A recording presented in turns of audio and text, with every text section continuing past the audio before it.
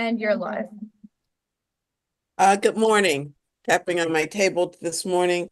The Finance Committee meeting I'll call to order. Note for the record, Alderwoman O'Neill is present. I will entertain a motion to approve the agenda. I'll make a motion to approve the agenda, but we are removing 0524 and R1424, please. Yes, and I'll second that. All in favor, please say aye. Aye.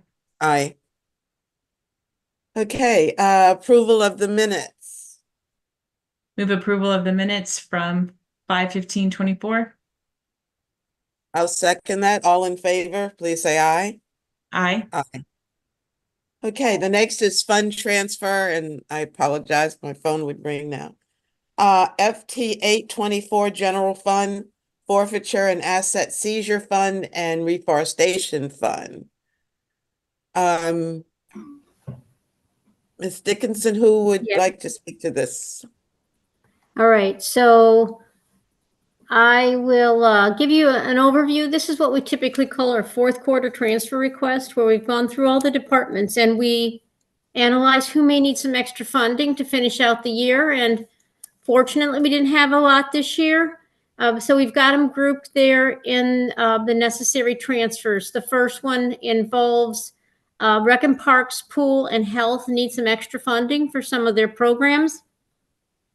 So then 15,000 for the pool is in order to staff and operate had the Hack-A Pool.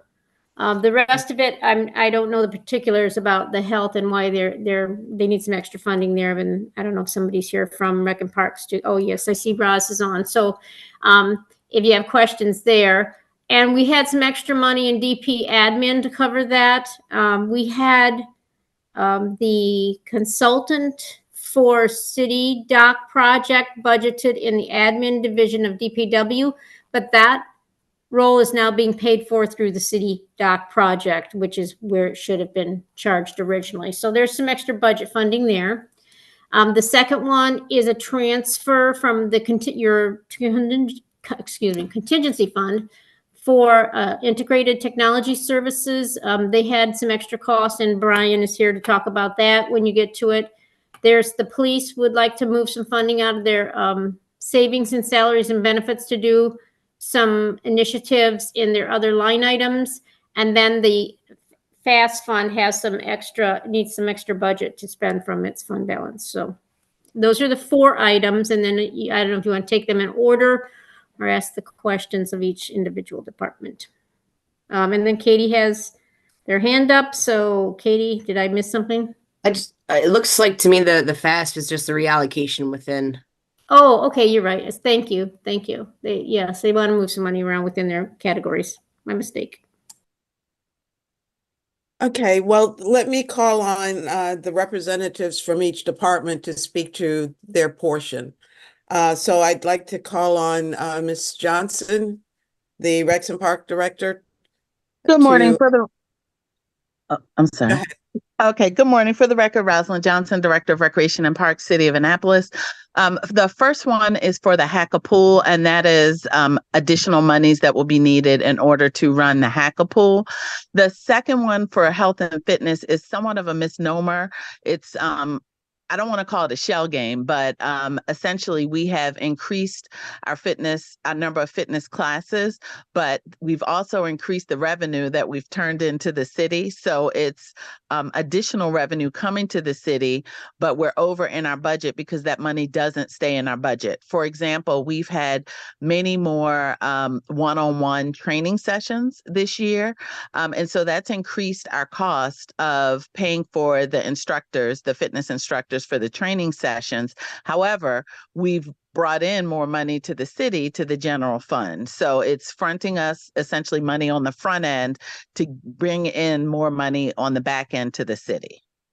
And so we've talked with Director Dickinson to see how we could better account for that in the future. We have the similar situation happening at Stanton. For example, our rentals, if we have many more rentals, our cost for staffing is going up. However, the money's coming back to the city. So we're hopeful that this upcoming fiscal year will be able to find a better way to kind of account for that, so it doesn't look like the department is overspending. Okay, thank you. Any questions for Ms. Johnson? I do have a All right. question. Alderwoman O'Neill? Thank you very much. The 15,000 to the HACA pool for operating, I'm assuming it's operating between now and July 1st. How does that look for FY25 when we are getting ready to most likely approve $45,000 for the HACA pool operation for FY25?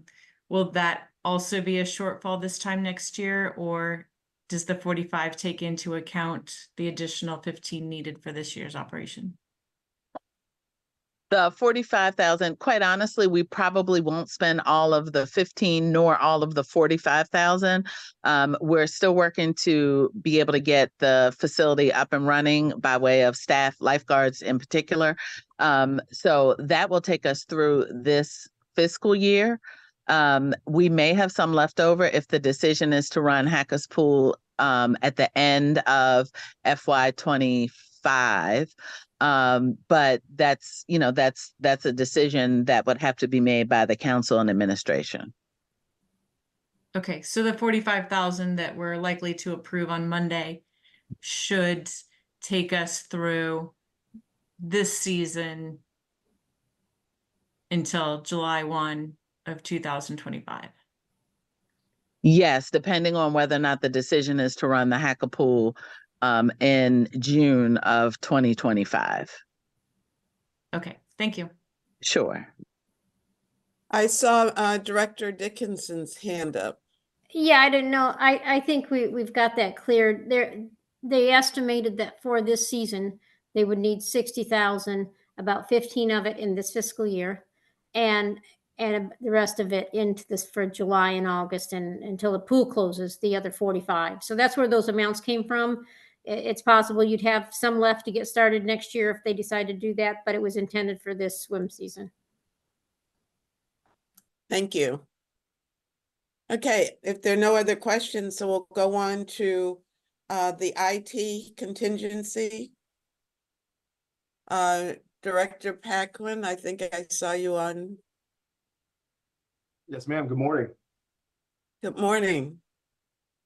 Hi. So this adjustment is being requested for a couple of reasons. You may recall during our FY25 budget presentation that there was a fairly significant increase in our request to miscellaneous contractual services, and we discussed the NeoGov product, which is applicant tracking, the core HR, and also they're going to be handling our payroll, and how there was a line item increase in FY25. So what has led us there is a large chunk of the reason for the request for this is that the implementation timeline for the NeoGov suite of products has been stretched for numerous reasons within the concerned departments involved in the project, and which has led to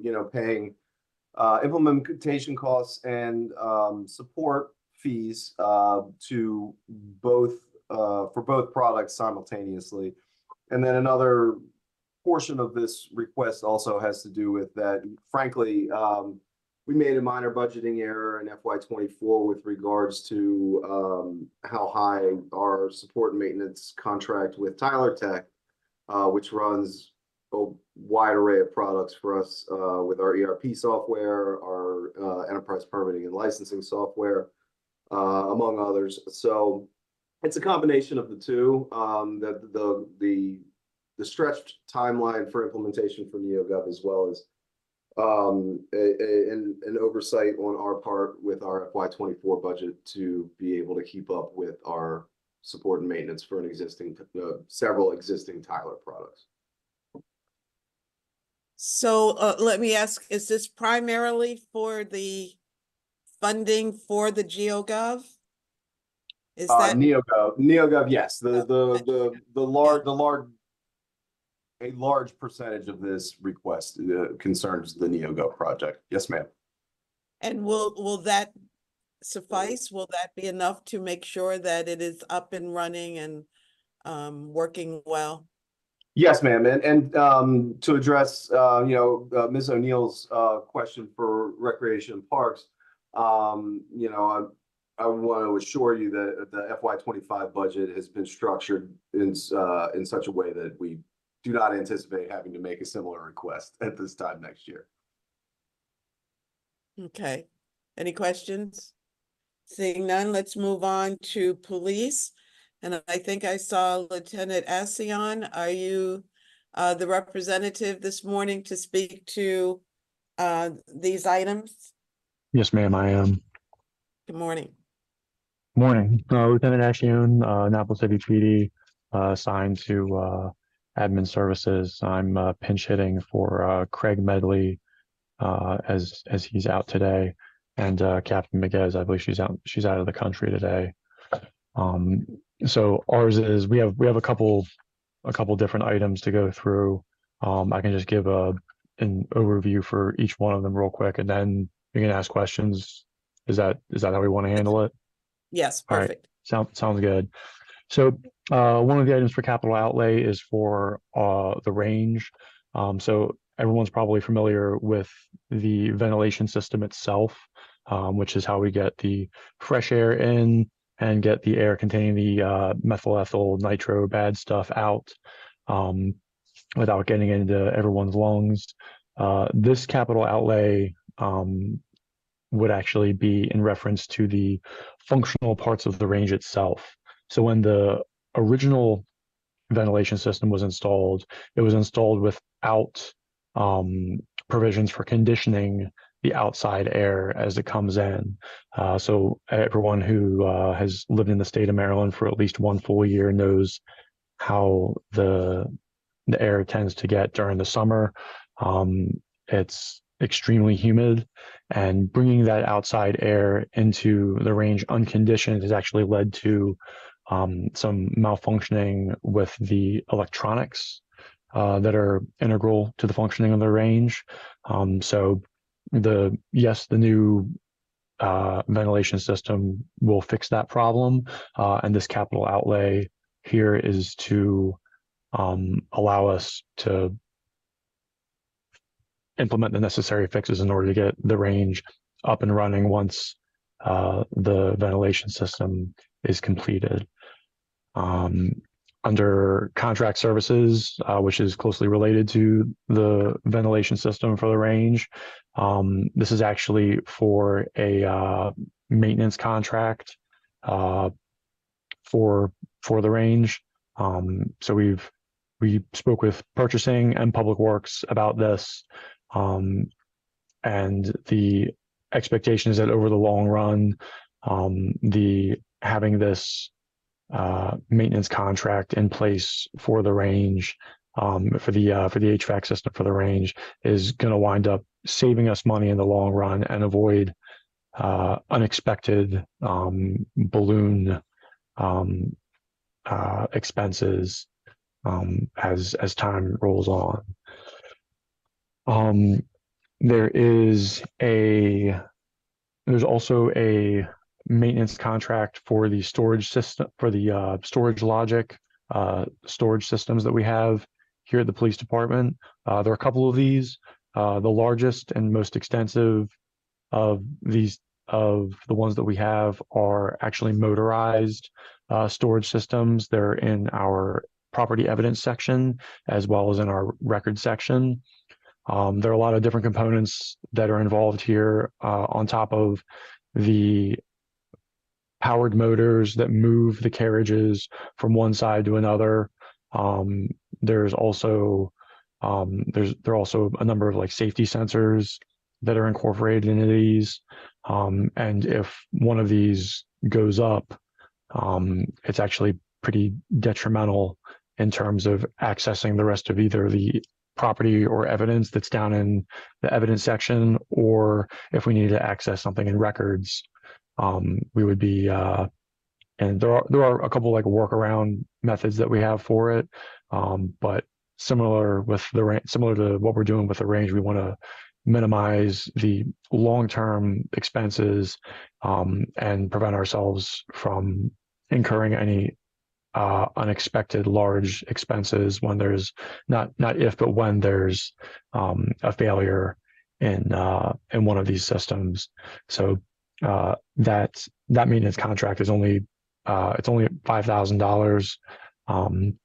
And with the amount that these systems cost to initially install and the amount that they can potentially cost to repair, we think it's a better bet for us to go with the maintenance contract on this.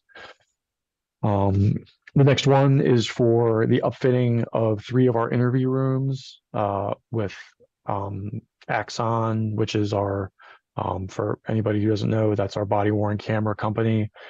They can come in and upfit interview rooms with audio and video recording. It goes directly to evidence.com. It's not reliant on a member to either bring in an audio recorder or to utilize their body worn camera or some other sort of method like that. They're purpose built, and we've had a lot of success with hardwired interview rooms over the past. These are great not just for victim and witness interviews, but also for suspect interviews. So there's one interview room that's dedicated for interviewing suspects, and then there are 2 other interview rooms that are utilized primarily for witnesses and victims. And this would allow, this transfer would allow us to have all 3 of those rooms upfitted for that purpose. The next one is a rifle replacement. So the Annapolis Police Department currently has a number of rifles which are a part of the 1033 program. For anybody who isn't familiar with that, that is the federal program where firearms are essentially loaned out to state, local governments. And we want to give these back to the federal government on top of being on top of aging and having their reliability somewhat questioned. We know that this has been something of a hot button topic for some individuals. So if we can, we see this as being something of a win-win, where we get rid of the what is generally termed surplus military equipment and replace it with equipment that's designed and spec'd out specifically for law enforcement. The total cost is a portion of this was originally budgeted for, and that original budgeted amount just happens to fall short of what we need in order to complete the replacement of all the rifles that we have. And on top of replacing the 1033 rifles, this will also allow some downward flow of the other rifles that are currently being used by the Annapolis Special Emergency Team to our patrol personnel, which expands the patrol rifle program, which is a high priority for our chief. He wants those out on the street and available to officers in the event of like an active shooter or some other sort of active assailant type incident. That's the preferred way of dealing with those types of incidents. What's next? There's the boxing ring. So this project is intended to purchase a boxing ring for the Police Athletic League. It's my understanding, and some of this I'm relying on notes, some of them I'm not as familiar with. It's my understanding there's been a discussion between the chief and the mayor, and there's a total $6,500 cost that's going to be split between the police department and the mayor's office in order to get this project moving and completed. So a portion of this fund transfer is to fund our portion of that expense. And there's also a relatively small, I believe it's the total is only $3,500. So for shelving for our property and evidence section. So the property evidence section, and these are some of these are the carriages that I talked about before. Some of them are standalone stationary shelving units that by incorporating additional shelves for the units that are already in place. So the frames are already there and there are already shelves on there. But our property and evidence folks have been doing a very good job of maximizing storage space that's available, standardizing the manner in which property and evidence is stored.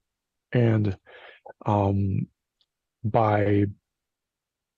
doing so, they've noticed that if we add these additional shelves, so essentially we're condensing down the spacing on the shelving units to cut down on wasted space in between the storage method that we're using and the next shelf, we can actually increase the storage capacity in one of our evidence rooms by about 25%, which is a pretty big deal for them. Storage is always at a premium down in that portion of the police department. So that project would allow us to maximize what we get out of that physical room in the police station. Let's see here. Let's see if there's anything else that I've missed here. And one portion.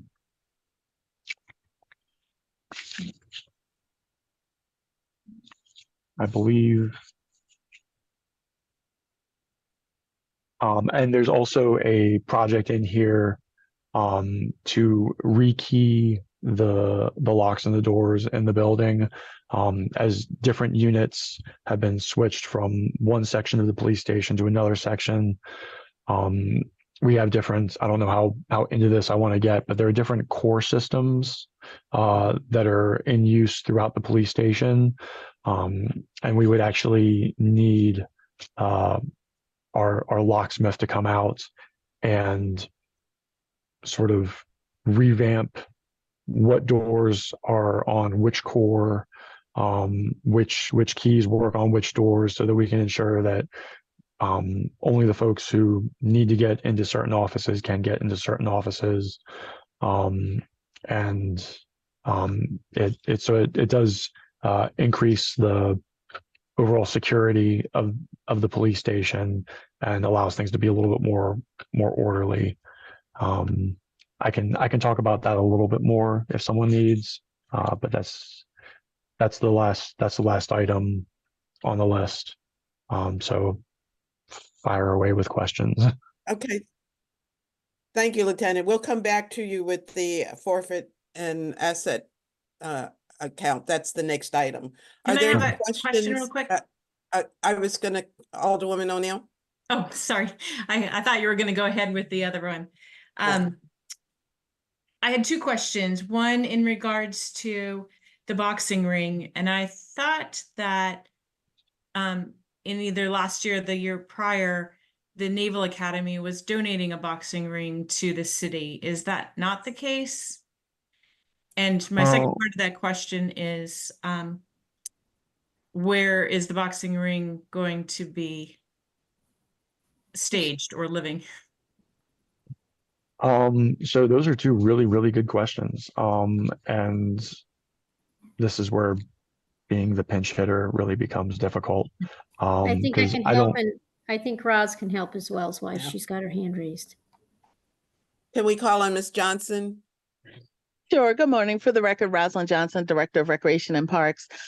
Two things. One, and I'm going by what my team has said, because this predates me. But first, the boxing ring that the Naval Academy donated, it's my understanding the rings needed some special equipment in order to be able to hold it up so that people could kind of be on the rings. You know how when you're boxing and then someone falls onto the lines there, those lines weren't staying up, is my understanding.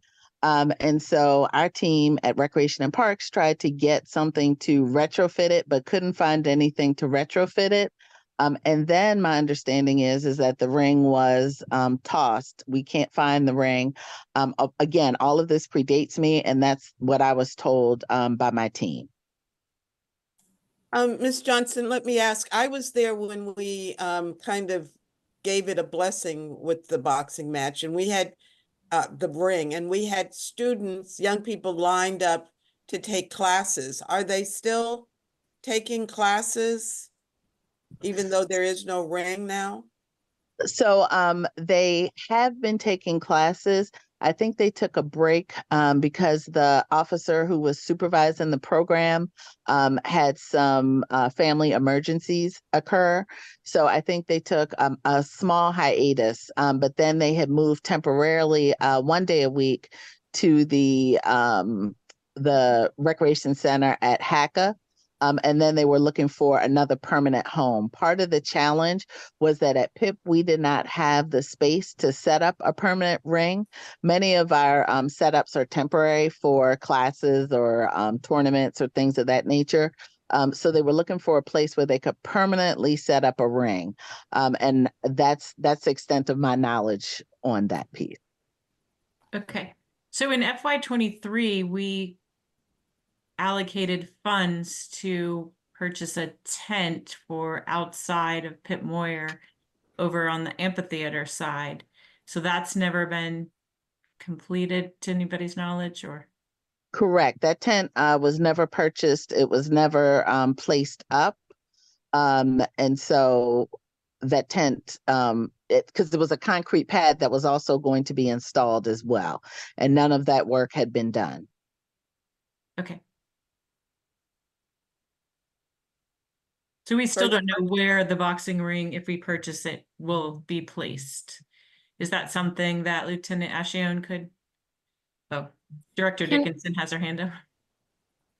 Yeah, I wanted to comment that I was under the impression that this boxing ring that they're going to buy is for the Police Athletic League, and it's not necessarily the same as something that's going to reside at Rec and Parks for Rec and Parks activity. And I don't know if the lieutenant knows any more of that, but it is for the Police Athletic League, and I thought it was for their boxing events or training or.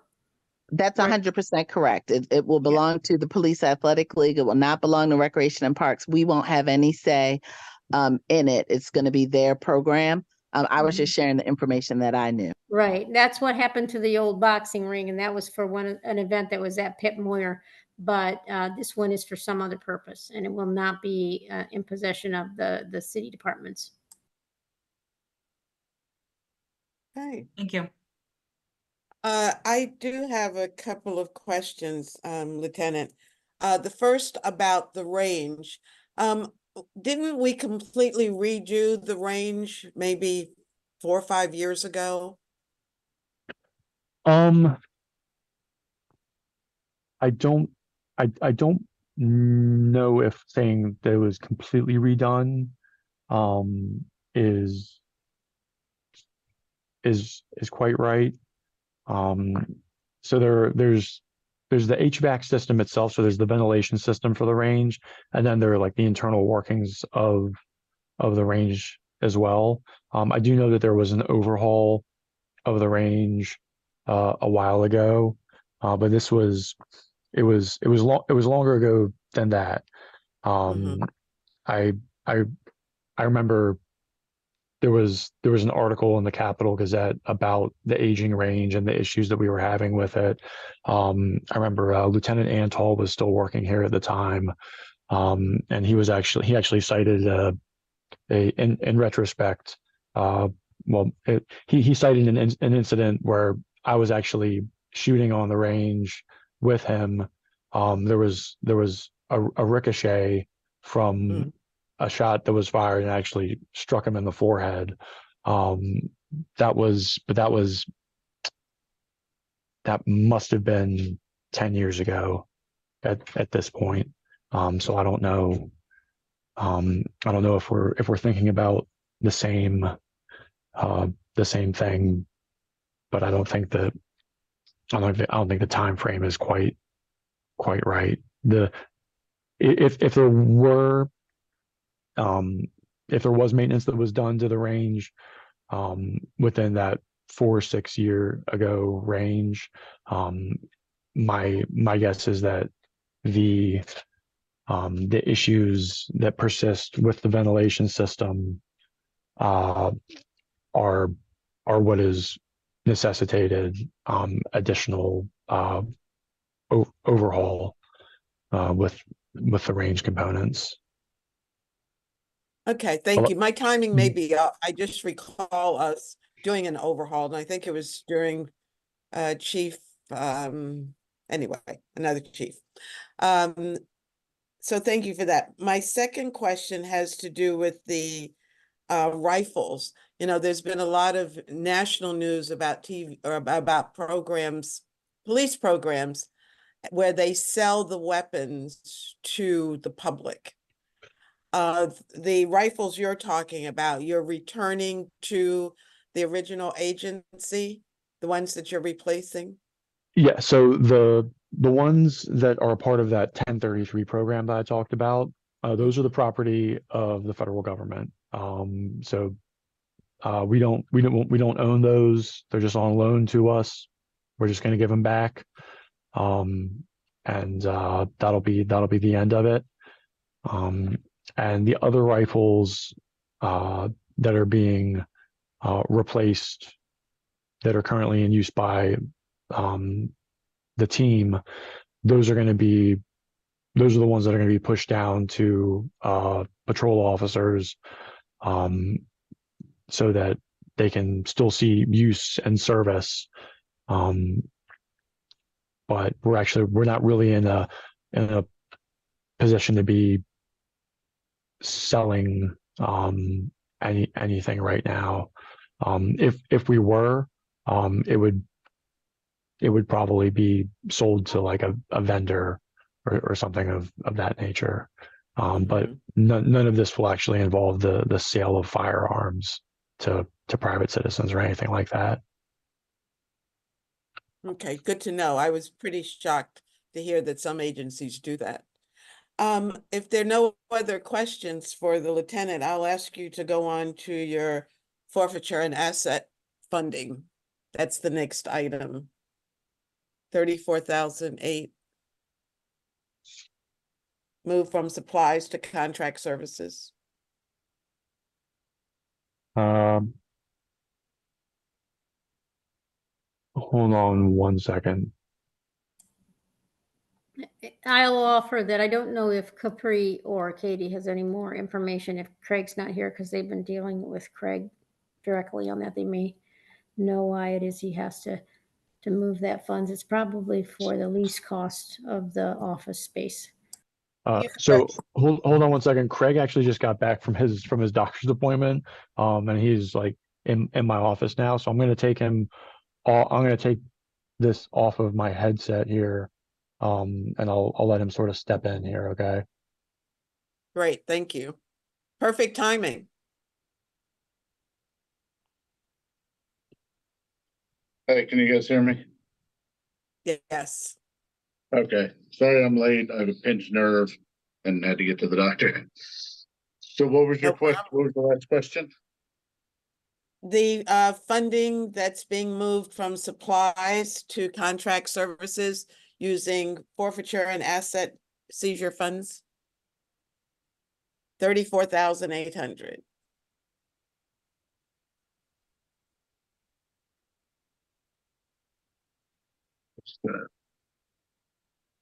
It's the last item on the FT8 form.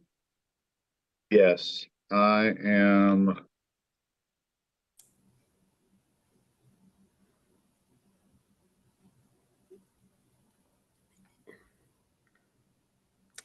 I believe this is in relation to our end of the year entry that we do for leasing. All right, so Craig may not be knowledgeable about why this has to be done. In our Yeah. implementation of the GASB statement for leases, one of the long-term leases that we have to make entries for is the lease on their office space. Some separate office space that they lease. And the way we post the entry, it doesn't always align exactly with when the cash is paid out for the lease cost. We have to capitalize that lease and show two pieces of it with interest cost and lease cost. So the amount may be slightly different than what we anticipated during budget time.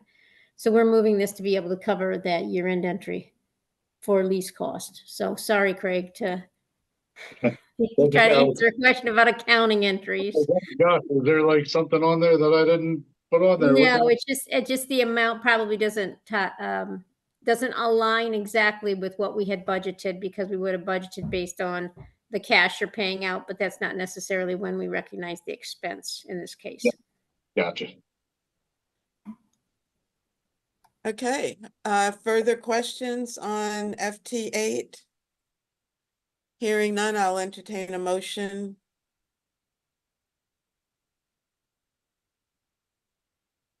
I will make a motion for a favorable recommendation on FT 824. I'll second that. Discussion, hearing none, all in favor, please say aye. Aye. Aye. Okay. Going on to legislation. 0824, Department of Central Services, for the purpose of constituting the Department of Central Services in the city charter. And on. Discussion, Ms. Buckland, would you like to speak to? Sure. like to speak to this? So the legislation, there are a couple of pieces of legislation. There's this part, and then there's the charter amendment as well. Both of them are there to recreate a department that existed at one point in the past here in the city. And it brings together some of the services that essentially we sort of do for ourselves to look after making sure that the city is in a position to deliver its services well and efficiently, and to be able to have spaces that really work for us. So that includes procurement, fleet, and facilities. Fleet and facilities obviously coming out of the Department of Public Works, procurement coming out of the Department of Finance, all three of them coming together. The legislation originally also included the budget originally included City of Annapolis TV. Obviously, that's an amendment that council just voted on Monday to actually retain that within the mayor's office.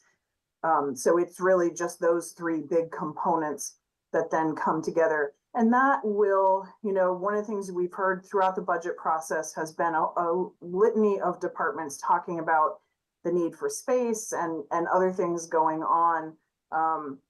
Obviously, there's a lot going on. Procurement has had a lot of pressures on it.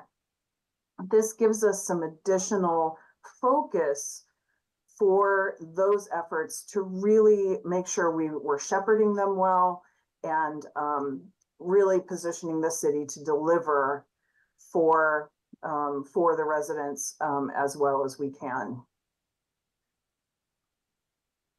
Thank you for that summary. Alderwoman O'Neill, do you have questions on 0824? No, I believe that we have talked it to its demise. Not demise. Then I will entertain a motion.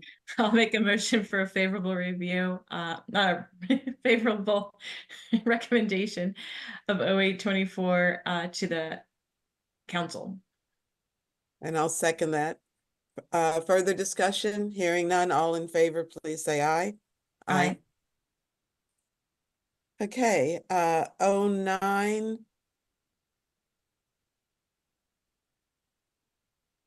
Is one that we are removing, correct?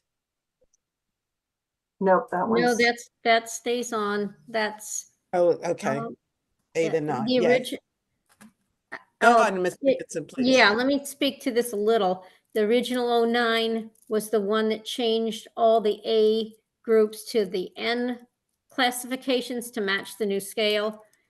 If you remember, 09 was the one originally that added those E designations to it, which we have since amended and removed.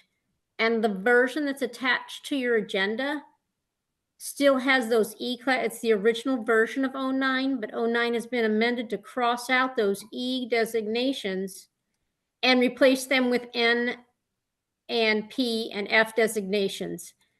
But that's not what you're seeing attached to the agenda. We amended it on Monday, and I emailed Kaylin, and she emailed Cynthia about getting you the amended version. I don't know if that's ready yet, because that's something that Cynthia takes care of. So you're not seeing the amended version here. We've removed the E designations and replaced them with their old designations.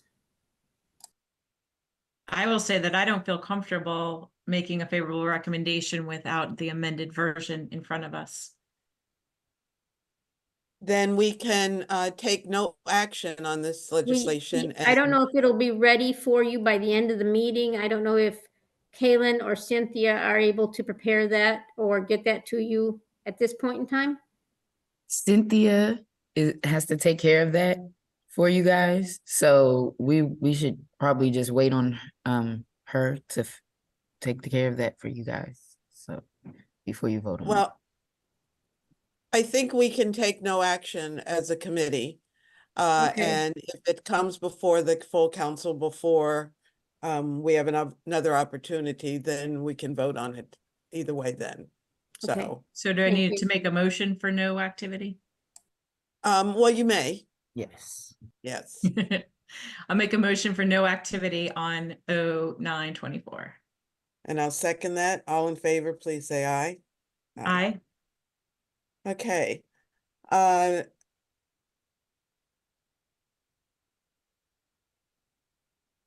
And I think we have exhausted our agenda.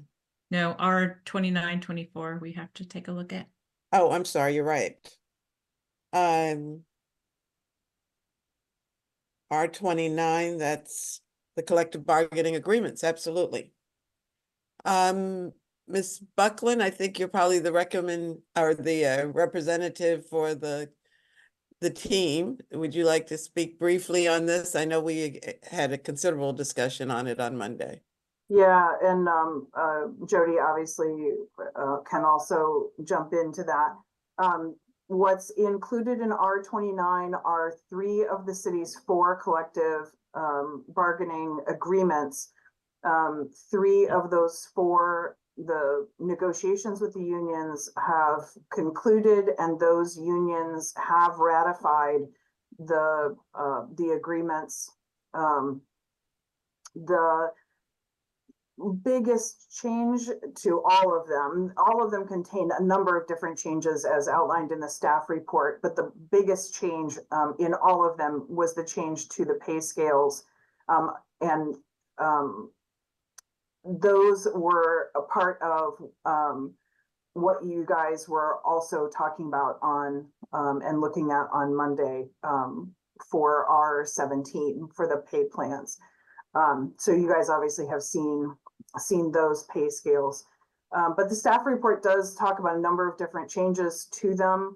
And if you have specific questions, I know we talked about a lot of stuff on Monday. If you've got other kinds of questions, feel free to ask, but tried to be pretty thorough in the staff report. Questions? If there are no questions or discussion, I'll entertain a motion. I'll offer a favorable recommendation to the council for R 29-24. And I will second that. Discussion, hearing none, all in favor of giving a favorable recommendation to R29-24, please say aye. Aye. Aye. Thank you. Okay. Thank you. Thank you and to the whole team. Yep, Uh, and Trisha as well, who I failed to mention earlier was on. Yes, the whole team's on board, I think. Yeah. I think that does exhaust our agenda. We took the discussion item off. There are several other people with us this morning. Is there anything else for the good of the order? Hearing, not seeing any hands or hearing anyone, I'll entertain a motion to adjourn. Motion to adjourn? Second, all in favor? Thank you, everyone. Please say aye. Aye. Thank you very much. Have a good one. Thank you, Thank guys. you.